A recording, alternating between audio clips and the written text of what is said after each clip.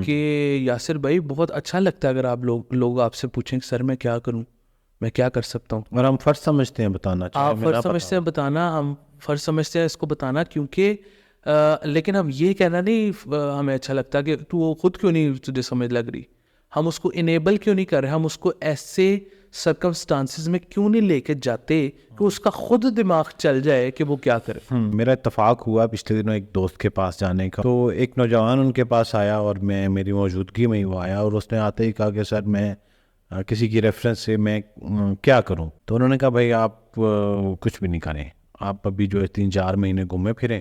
जब वो बहरहाल मायूस होकर चला गया, तो मैंने उस बच्चे के जाने के बाद अपने दोस्त से कहा कि यार ये तो बड़ी गलत बात है।